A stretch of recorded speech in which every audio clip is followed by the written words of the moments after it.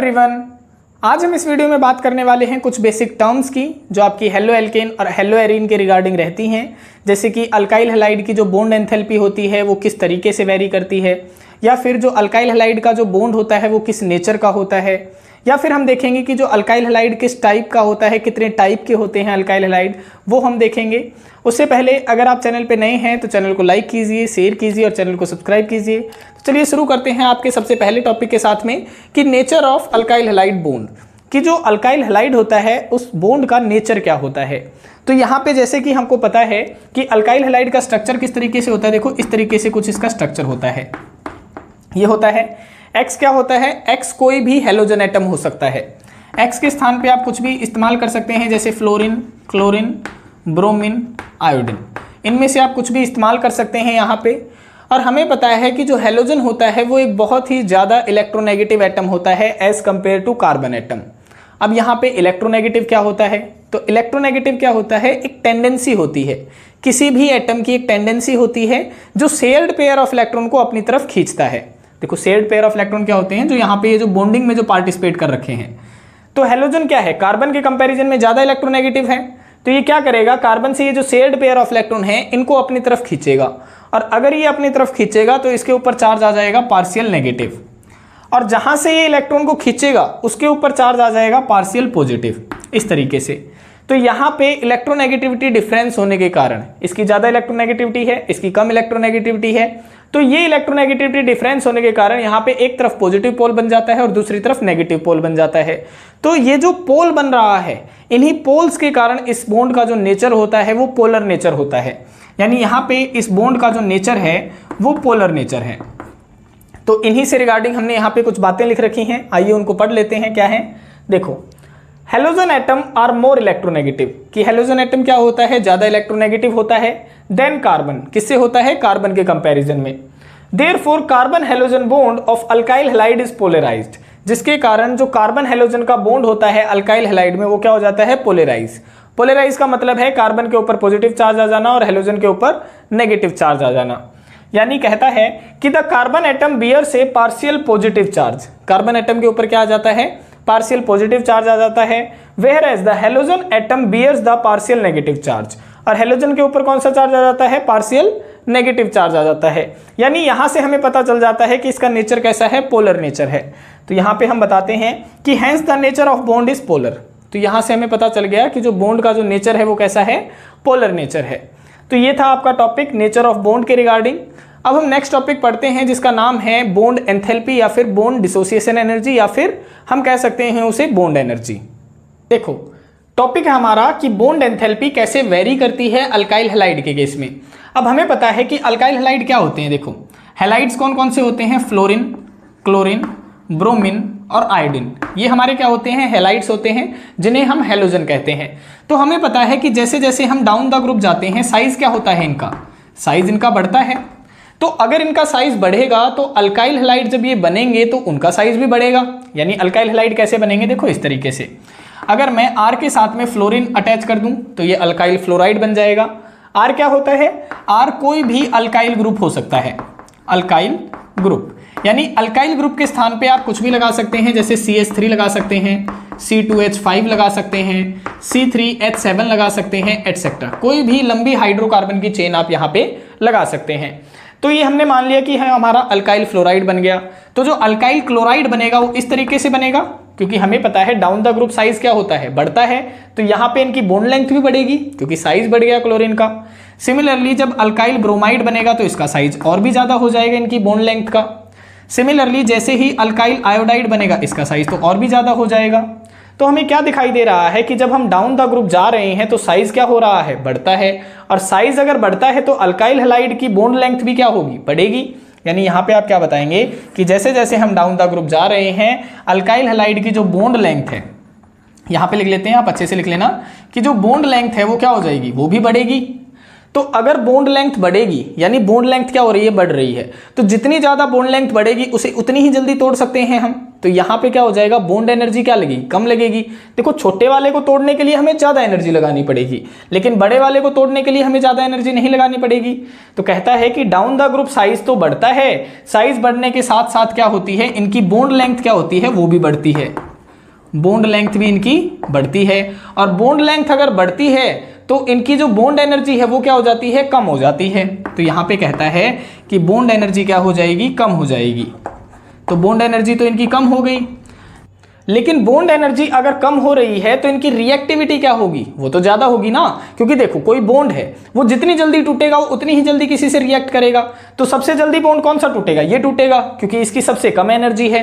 तो इसकी सबसे कम एनर्जी होने के कारण यहाँ पे जैसे जैसे हम डाउन द ग्रुप जाते हैं रिएक्टिविटी क्या हो जाती है, बढ़ जाती है, रिएक्टिविटी बढ़ जाएगी। यहाँ पे अगर आप इनका ऑर्डर लिखेंगे, देखो तो रिएक्टिविटी का ऑर्डर क्या लिखेंगे आप, रिएक्टिविटी का आप ऑर्डर बता सकते हैं, जैसे RCl है एक, तो है ना, एक है शुरुआत में RF है, फिर RCl है, फिर RBr है, और फिर है RI।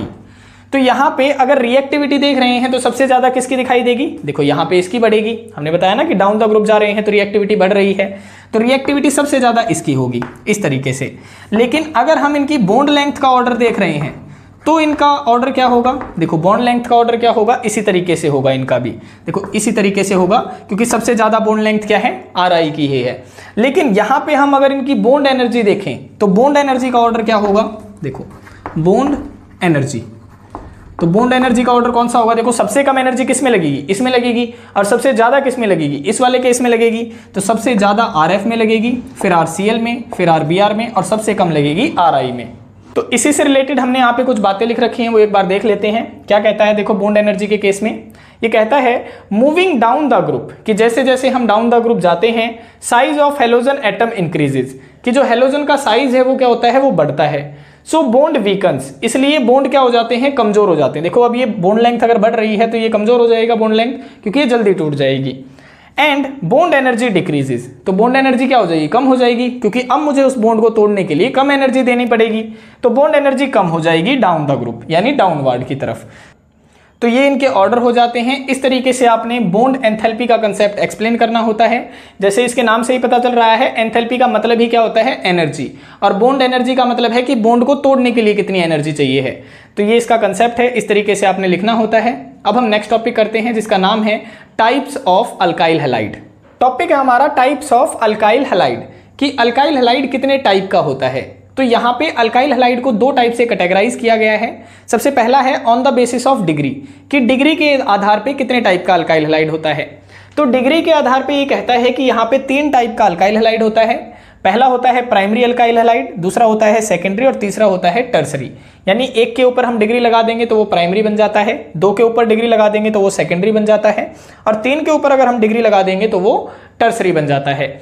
सेकंड है on the basis of reactivity, कि रिएक्टिविटी के आधार पे कितने टाइप का होता है। तो आप बताते हैं, इसके आधार पे 2 टाइप का होता है, एक लेस रिएक्टिव अल्काइल हैलाइड, दूसरा होता है मोर रिएक्टिव अल्काइल हैलाइड।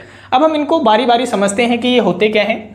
तो प्राइमरी अल्काइल हैलाइड में क्या होता है, इसमें होता है कि हेलोजन, देखो एक्स ग्रुप क्या है हमारा, कोई भी हेलोजन हो सकता है, वो फ्लोरीन हो सकता है, क्लोरीन हो सकता है, ब्रोमीन हो सकता है, और आयोडीन हो सकता है। तो प्राइमरी के अंदर वो कहता है कि हेलोजन जिस कार्बन से अटैच होता है वो फर्दर या तो किसी भी कार्बन से अटैच ना हो, एक तो इस टाइप का। दूसरा वो कहता है कि हेलोजन जिस कार्बन से अटैच होता है या वो एक कार्बन से अटैच हो। देखो यहां पे जैसे मैंने हेलोजन जिस कार्बन से अटैच किया वहां पे एक भी मैंने कार्बन एटम नहीं लगाया फर्दर, यानी और मैंने नहीं लगाए। और यहां पे हेलोजन जो है, देखो हेलोजन जिस कार्बन से अटैच है वो फर्दर मैंने एक कार्बन से अटैच कर रखा है, तो उसे हम क्या बोलते हैं, उसे हम बोलते हैं primary alkyl halide.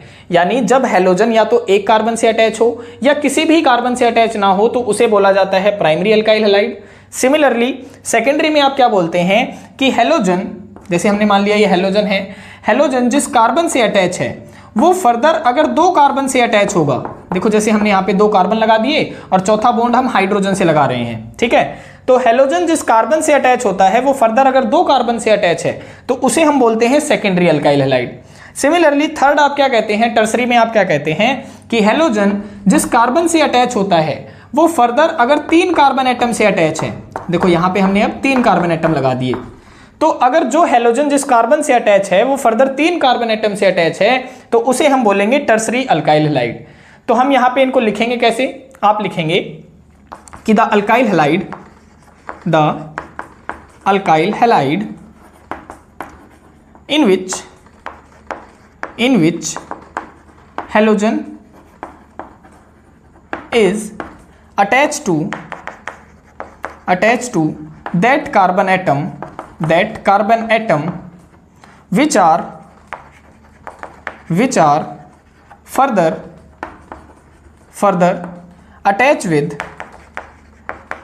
with one or no carbon atom, one और, देखो हम यहां पे लिख रहे हैं आगे, वन और no carbon atom are called, उसे हम क्या बोल देंगे, उसे हम बोल देंगे primary alkyl halide, primary alkyl halide. तो यहां पे हमने क्या बताया, हम अल्काइल हैलाइड इन विच, कि ये वो अल्काइल हैलाइड होगा जिसके अंदर halogen is attach to that carbon atom, कि हैलोजन जिस कार्बन एटम से अटैच होगा, ठीक है, which are further attach with one, वो या तो एक कार्बन एटम से अटैच होगा और नो कार्बन एटम, या किसी भी कार्बन एटम से अटैच नहीं होगा, उसे हम प्राइमरी अल्काइल हैलाइड कह देंगे। तो ये इसकी डेफिनेशन बन जाती है। और यहां पे देखो, जहां पे मैंने वन और नो लिखा है ना, देखो ये वाले मैंने जो वर्ड्स लिखे हैं वन और नो, ये वाले यहां पे अगर मैं क्या लिख दूं, अगर मैं लिख देता हूं 2 कार्बन एटम, यानी इसके स्थान पे अगर मैं 2 लिख देता हूं तो बाकी सारी डेफिनेशन क्या रहती है, सेम रहती है। अगर सिर्फ इनके स्थान पे मैं 2 लगा देता हूं तो ये डेफिनेशन बन जाती है सेकेंडरी अल्काइल हैलाइड की। और जहां पे मैं 2 लगा रहा हूं, अगर इसके स्थान पे आप क्या लगा देते हैं, 3 लगा देते हैं, बाकी सारी डेफिनेशन सेम लिखते हैं, ऊपर वाली बिल्कुल सेम लिखते हैं, तो ये बन जाती है टर्सरी अल्काइल हैलाइड की डेफिनेशन। और यहां पे हमने एग्जांपल्स आपको बता ही दिए हैं, तो ये आपने लिखना होता है। अब हम देखते हैं कि लेस रिएक्टिव अल्काइल हैलाइड और मोर रिएक्टिव अल्काइल हैलाइड क्या होते हैं।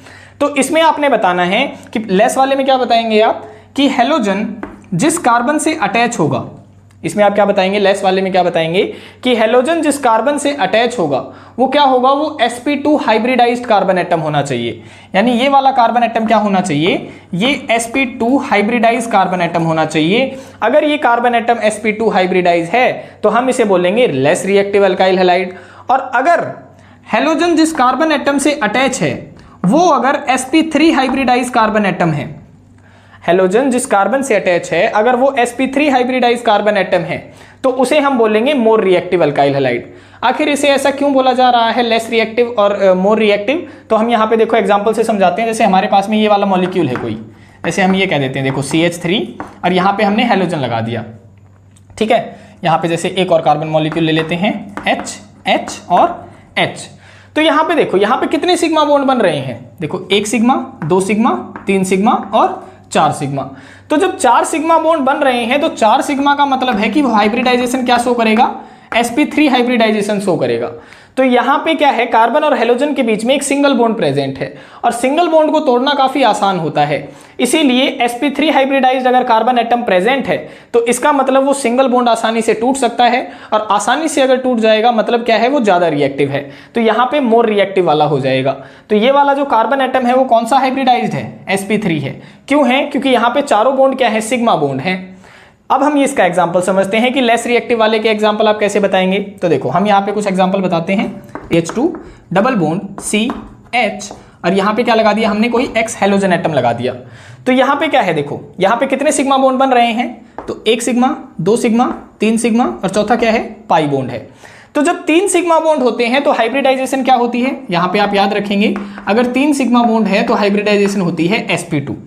यानी इस कार्बन की जो हाइब्रिडाइजेशन है वो क्या होगी, इस कार्बन की हाइब्रिडाइजेशन हो जाएगी sp2 हाइब्रिडाइजेशन, है ना।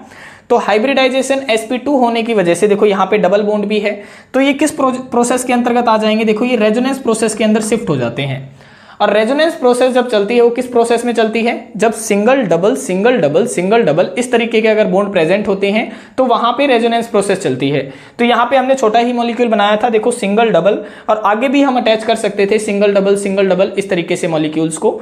तो जहां पे रेजोनेंस प्रोसेस चलती है वहां पे क्या हो जाता है, कार्बन और हैलोजन के बीच में डबल बॉन्ड कैरेक्टर आ जाता है, देखो इस तरीके से। क्योंकि ये इलेक्ट्रॉन यहाँ पे शिफ्ट हो जाएंगे रेजोनेंस प्रोसेस के दौरान।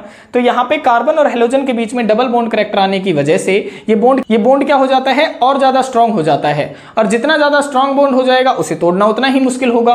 तो अगर ये बॉन्ड टूटेगा ही नहीं तो ये क्या हो जाएगा, ये लेस रिएक्टिव हो जाएगा, क्योंकि आगे फर्दर रिएक्शन नहीं करेगा। तो इस तरीके से हमने क्या करना है, इनको कैटेगराइज करना है।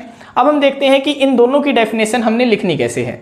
देखो, आप लिखेंगे मोर रिएक्टिव हैलाइड्स के अंदर आप क्या लिखेंगे कि when halogen atom attach with sp3 hybridised carbon atom.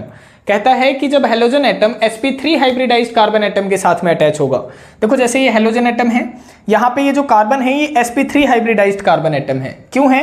क्योंकि यहाँ पे चारों बॉन्ड क्या है, सिग्मा बॉन्ड है, और 4 सिग्मा बॉन्ड होते हैं तो sp3 हाइब्रिडाइजेशन होती है। तो जब halogen sp3 hybridised carbon atom के साथ में अटैच होगा then reactivity will be high. तो रिएक्टिविटी क्या हो जाएगी, ज्यादा हो जाएगी, ड्यू टू पोलर नेचर। यानी इनका जो नेचर होगा वो कैसा हो जाएगा, पोलर नेचर, यानी इसके ऊपर पॉजिटिव चार्ज, इसके ऊपर नेगेटिव चार्ज। और दूसरा रीजन आप ये भी कह सकते हैं कि इनके बीच में क्या है, सिंगल बॉन्ड प्रेजेंट है, और सिंगल बॉन्ड को तोड़ना क्या होता है, आसान होता है, इसलिए भी इनकी रिएक्टिविटी क्या हो जाती है, हाई हो जाती है। सेकंड एग्जांपल हमने यहाँ पे मोस्ट फेवरेट ले रखा है कि अलाइल क्लोराइड क्या होता है। तो हमने ये बताया भी था कि इस तरीके का नाम क्या होता है, इंपॉर्टेंट होता है। ये स्ट्रक्चर आपको याद होनी चाहिए कि अलाइल हैलाइड की स्ट्रक्चर इस टाइप की होती है। तो यहाँ पे जो ये हैलोजन है इस वाले कार्बन से जो अटैच है ये sp3 हाइब्रिडाइज्ड है। देखो यहाँ पे भी क्या है, कार्बन और हैलोजन के बीच में एक सिंगल बॉन्ड प्रेजेंट है। यहाँ पे कोई रेजोनेंस प्रोसेस नहीं चल रही है। रेजोनेंस प्रोसेस चलने के लिए सिंगल डबल इस तरीके के अल्टरनेट बॉन्ड होने चाहिए, लेकिन यहाँ पे क्या है, केवल सिंगल बॉन्ड है। तो sp3 हाइब्रिडाइज्ड कार्बन एटम से जैसे ही अटैच है ये एक सिंगल बॉन्ड बिल्कुल वीकन बॉन्ड होता है, बिल्कुल कमजोर बॉन्ड होता है, जो कि आसानी से टूट सकता है। और जो बॉन्ड आसानी से टूट जाता है उसकी रिएक्टिविटी हाई हो जाती है। तो ये सेकंड एग्जांपल आप ये बता सकते हैं। नेक्स्ट हम लेस रिएक्टिव हैलाइड के अंदर क्या लिखेंगे, हम लिखेंगे व्हेन हैलोजन एटम, जब halogen atom attach with sp2 hybridised carbon atom, कि जब halogen atom sp2 hybridised carbon atom से अटैच होता है देन रेजोनेंस अकर। तो वहां पे क्या चल जाती है, रेजोनेंस प्रोसेस चल जाती है, क्योंकि डबल बॉन्ड से अटैच होने के कारण उस पे क्या हो जाती है, सिंगल डबल इस तरीके के बॉन्ड प्रेजेंट हो जाते हैं।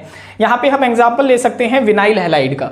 ये भी एक मोस्ट इंपॉर्टेंट एग्जाम्पल है विनाइल हैलाइड, और इसका स्ट्रक्चर भी आपको आना चाहिए कि इस तरीके से होता है। तो यहाँ पे वैसे तो इनका स्ट्रक्चर इस तरीके का होता है विनाइल हैलाइड का, लेकिन यहाँ पे रेजोनेंस प्रोसेस चलने के कारण कि इस कार्बन और इस हैलोजन के बीच में क्या आ जाता है, डबल बॉन्ड करेक्टर आ जाता है। तो यहाँ पे क्या है, देखो ये जो कार्बन है वो sp2 हाइब्रिडाइज्ड है, और डबल बॉन्ड करेक्टर आने की वजह से ये बॉन्ड क्या हो गए, ये बॉन्ड और ज्यादा स्ट्रांग हो गया। और अगर स्ट्रांग हो गया तो इसे तोड़ना क्या हो जाएगा, मुश्किल हो जाएगा। और अगर ये टूटेगा ही नहीं तो रिएक्टिविटी क्या हो जाएगी, लेस हो जाएगी। तो यहाँ पे आप इसका एग्जाम्पल बता सकते हैं लेस रिएक्टिव वाले में। और क्या कहता है कि रेजोनेंस चलने के कारण and carbon halogen has partial double bond character, इनके बीच में क्या आ जाता है, डबल बॉन्ड करेक्टर आ जाता है। हेंस बॉन्ड स्ट्रेंथ्स, यानी क्या हो जाती है, बॉन्ड स्ट्रांग हो जाता है। दीज बिकम लेस रिएक्टिव, इसीलिए क्या होते हैं, लेस रिएक्टिव होते हैं। तो ये आपके टाइप्स थे अल्काइल हैलाइड के, और हमने बॉन्ड लेंथ क्या होती है, उसका नेचर क्या होता है अल्काइल हैलाइड में, ये सारी बातें हमने डिस्कस कर ली हैं, जो कि आपके मेन पॉइंट्स थे हेलो एल्केन और हेलो एरीन के। आज के लिए इतना ही। आशा है आपको आज की वीडियो पसंद आई होगी। मिलते हैं किसी और वीडियो में किसी और टॉपिक के साथ में, तब तक के लिए बाय बाय, टेक केयर।